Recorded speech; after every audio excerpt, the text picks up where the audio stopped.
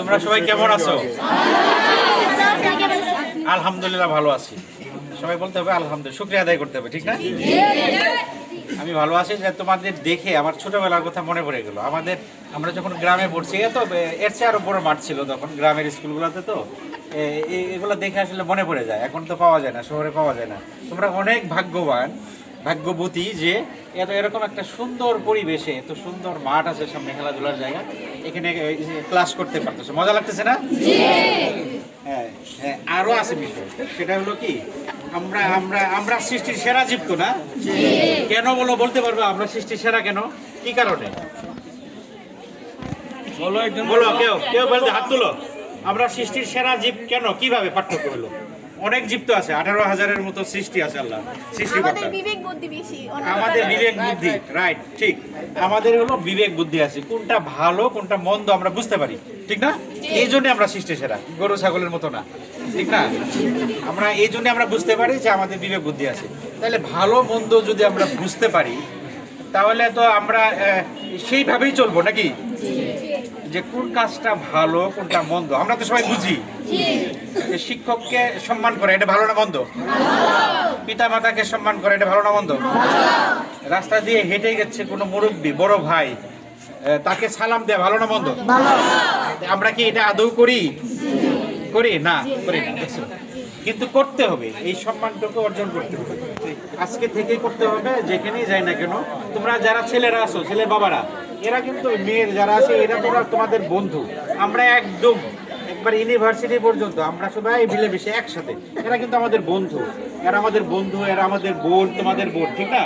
তোমাদের বন্ধু, তোমাদের বোন, তোমাদের খেলার সাথী, তোমাদের সহপাঠী, সবাই। এদেরকে বিপদ আপদ এবং সবকিছু দেখার দায়িত্ব কিন্তু ছেলেদের না? তাই এদেরকে ডিস্টার্ব করে দেবে? হ্যাঁ, রাস্তাঘাটে যদি কেউ কিছু বলে, তোমরাই প্রতিরোধ করবা, এই এটা বললেন কেন, দাঁড় করাবা, পারবে না? একসাথে চলবা। আরেকটা জিনিস করবা, সেটা হলো যে সম্মান করা, বড়দেরকে সম্মান করতে হবে, বড় ক্লাসে যারা পড়ে তাদেরকে সম্মান করতে হবে, এবং বাড়িতে যারা আছে, পরিবারের বড় আছে, এদেরকে সম্মান করতে পারবে তো? প্রতিদিন এই মোবাইলটা ব্যবহার করতে পারবা, এই মোবাইলটা, টাচ মোবাইলটা ব্যবহার করতে পারবা ভালো কাজে। এটা কিন্তু ভালো অনেক কিছু দেয়। তুমি যদি বলো যে আমি অমুক চ্যাপ্টারের পড়া জানতে চাই, তাহলে গুগল দিবে না আমাকে? আবার এটাও দিবে যে আমি হলাম একটা নাটক দেখতে চাই, তাও দিবে। তা আমরা কোনটা ভালো কোনটা দেখবো? আমরা তো সৃষ্টির সেরা, তাহলে কোনটা দেখবো? বই পড়বো অথবা যে কোনো ভালো জিনিস করবো, ঠিক না? আমরা তো জানি যে কোনটা ভালো এবং কোনটা মন্দ, নাহলে তো আমাদের সৃষ্টি করে লাভ কি হলো? কোনো লাভ হয়েছে? আজকে থেকে আমরা প্রতিদিন কিছু না কিছু ভালো কাজ করার চেষ্টা করবো, পারবো না? যে ভালো কাজ করবে, আমাদের স্যারেরা আছে এবং ম্যাডামরা আছে, আমার কাছে যদি বলে যে এই স্টুডেন্টস এই ক্লাসের সবচেয়ে ভালো কাজ করছে, ভালো কাজের তালিকা আমাকে যদি দেয়, আমি স্পেশালি তাকে পুরস্কার দিব, ভালো হবে না? আজকে থেকে প্রতিযোগিতায় নেমে যাবো সবাই। আজকে থেকে তোমরা প্রতিযোগিতায় নেমে যাবে, ভালো কাজ খুঁজবা, নেটের মধ্যে সার্চ দিবা যে ভালো কাজ কি কি পাওয়া যায়। কাউকে সালাম দেয়া, রাস্তা থেকে কোনো ময়লা সরায় ফেলা, একটা চিপস খাইতেছো, এই চিপসটা রাস্তার মধ্যে না ফেলে নিজের ব্যাগের মধ্যে রেখে দেওয়া, নিজের পকেটে রেখে দেওয়া, রাস্তার মধ্যে নোংরা না করা, স্কুলের পরিবেশ নষ্ট না করা, ক্লাসরুমের পরিবেশ নষ্ট না করা, এগুলা যদি তোমরা করো, এগুলোও ভালো কাজ না? আমাদের পরিবেশ রক্ষা হবে। আর সবচেয়ে ভালো জিনিস হলো, সেটা হলো, যেহেতু পিতা মাতা, তোমাদের আত্মীয় স্বজন তোমাদেরকে এখানে পাঠাইছে মানুষ করার জন্য, মানুষ করার কারিগর হচ্ছে আমাদের শিক্ষক মণ্ডলী, সম্মানিত শিক্ষক মহোদয়রা আমরা মানুষ করার কারিগর, ঠিক না? ওনারা হলো মানুষ তৈরি করে দিবে, মানুষ শিক্ষিত না, মানুষ তৈরি করে দিবে। মানুষ এবং শিক্ষিতের মধ্যে অনেক পার্থক্য আছে। অনেক শিক্ষিত ছেলেপেলে দেখবা আছে, অনেক বড় আছে, তারা কিন্তু মানুষ হয় না, তারা পিতা মাতাকে দেখাশোনা করে না, আত্মীয় স্বজনের খোঁজ খবর না। কিন্তু তোমাদের মানুষ হতে হবে। তোমরা ভালো ছাত্র হও, ভালো কৃষক হও, ভালো গৃহিণী হও, ভালো ড্রাইভার হোক, ভালো দোকানদার হোক, কোনো অসুবিধা আছে? কিন্তু ভালো শব্দটা থাকতে হবে, যাতে তোমার সমাজের কাজে লাগে, তোমার পরিবারের কাজে লাগে। যেমন বৃদ্ধ বয়সে তোমার বাবা মা তোমার কাছে আশ্রয় নিতে পারে, এই কাজটা করা উচিত না? বেশি লেখাপড়া করে অমানুষ হলাম, লাভ আছে? মানুষ প্রথমে আমার টার্গেট করতে হবে যে আমি মানুষ হব, মানুষকে সম্মান করবো, মানুষের পাশে এসে দাঁড়াবো, পারবো তো ইনশাল্লাহ? আজকে থেকে তোমরা টার্গেট করবা, এবং ক্লাস টিচার যারা আছে, ফর্ম টিচার, যে ওনাকে ভালো কাজের তালিকাগুলো দেবা, যে ম্যাডাম আমি ভালো কাজ করছি, একটু লিখে রাখেন, স্যারে তো পরিষ্কার দিবা আমাকে বলছে, ঠিক না? তোমরা কি হইতে চাও না আমার চেয়ে আরো বড় অফিসার হইতে চাও না? চাও তো? ঠিক না? অনেক বড় বড় অফিসার হবে, আমি তো ছোটখাটো, তোমরা অনেক বড় অফিসার হবে। তোমাদের দ্বারা দেশ পরিচালিত হবে, সমাজ পরিচালিত হবে। তোমরা এখনই যদি তোমরা ভালো মানসিকতা তোমাদের মধ্যে আসে, ভালো কিছু করো, তাহলে দেখবা যে অনেক সম্মান পাবে, অনেক সম্মান পাবে। আর যদি তোমরা এই যে রাস্তাঘাটে চার দোকানে বসে আড্ডা দাও, ঘুরে বেড়াও, তাহলে কি কেউ সম্মান করবে? বলবে কি যে বাদাম মেফলা নাকি, এই শব্দটা ইউজ করবে না? হ্যাঁ, এই শব্দটা আমরা শুনতে চাই না। আমরা আমাদের পিতা মাতাকে শ্রদ্ধা করব, শিক্ষকদেরকে শ্রদ্ধা করব, এবং যে কোনো প্রয়োজনে আমরা প্রয়োজন হলে যাদের মোবাইল আছে আমার সাথে অ্যাড হতে পারবো, হোয়াটসঅ্যাপ একটা গ্রুপ করে আমার সাথে অ্যাড হতে পারবো, যে কোনো বিষয়ে আমার পরামর্শ নিতে পারবো।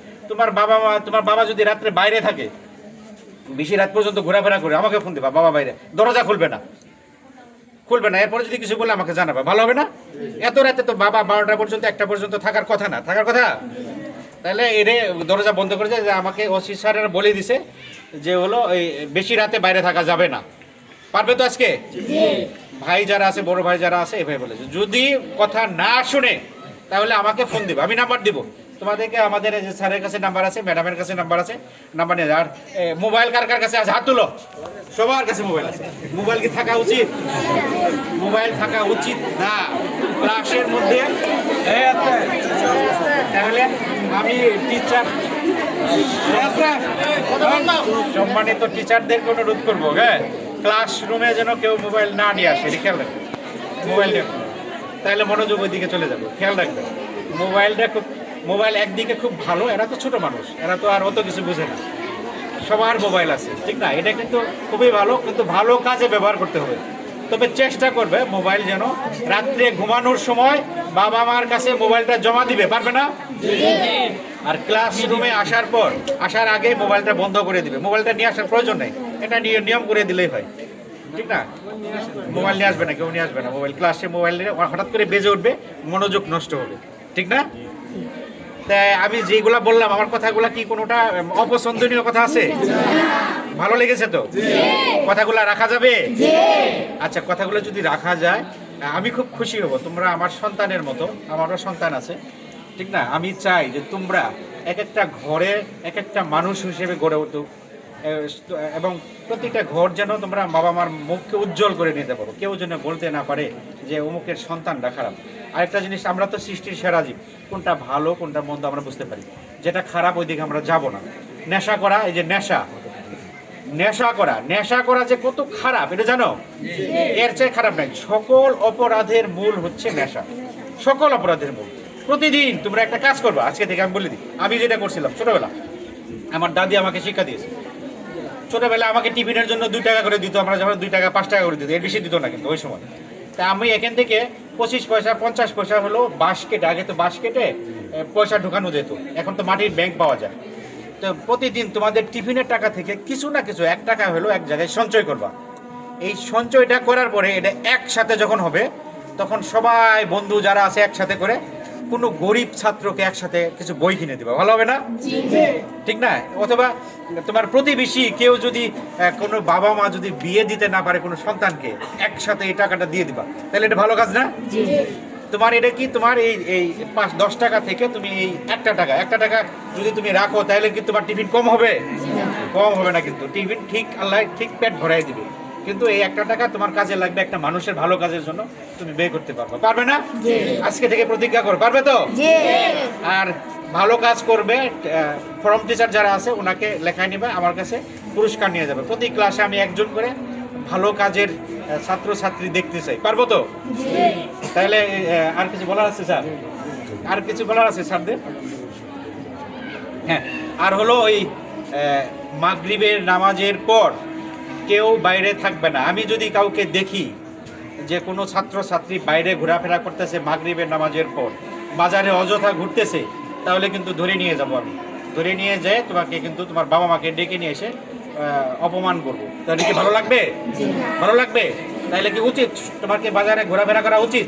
কেউ বাজারে যাবে না, দরকার নাই, ঠিক আছে? তোমার বাবা যদি কখনো বলে যে তুই আমার একটা বিড়িটা একটু আগুন লাগাই নিয়ে আসতে, যে আমি বিড়ি খাই না, আমি তোমার এটা পারবো না, তোমারটা তুমি করো, এটা করবে না কখনো, বুঝতে পারছো?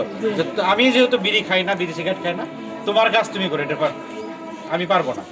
আর যদি এতে তোমাদের যদি কোনো অসুবিধা হয়, আমার নাম্বার নিয়ে নিবা আজকে থেকে, ওই স্যারের কাছে নিয়ে নিবা, আমাকে সরাসরি ফোন দেবা যে কোনো সময়, যে কোনো প্রয়োজনে। হ্যাঁ, সবাই ভালো থাকবে, সাবধানে থাকবে, নিজের প্রতি খেয়াল রাখবে, নিজের স্কুল আঙ্গিনা সব জায়গায় পরিষ্কার পরিচ্ছন্নতা রাখবে। যখন এই যেটা পাও গাছ লাগাবে, নিজের পরিবেশটাকে রক্ষা করবে। গাছ লাগাও বেশি বেশি করে, যত গাছ লাগাবে আমি আবার বই দেবো তোমাদেরকে, আবার বই দেবে, বই পড়বে, বেশি বেশি করে বই পড়বে, অনলাইনে বই পড়বে, বেশি যত বই পড়বে তত জ্ঞানী হবে, তত অনেক কিছু জানতে পারবে। সবাই ভালো থাকবে, সাবধানে থাকবে। শিক্ষক মণ্ডলীর কথা অবশ্যই মনোযোগ দিয়ে শুনবে, কারণ তারা কখনোই তোমাদের অমঙ্গল চায় না। মনে রাখবে একটা কথা, কখনোই অমঙ্গল চায় না। কেউ অমঙ্গল চাইবে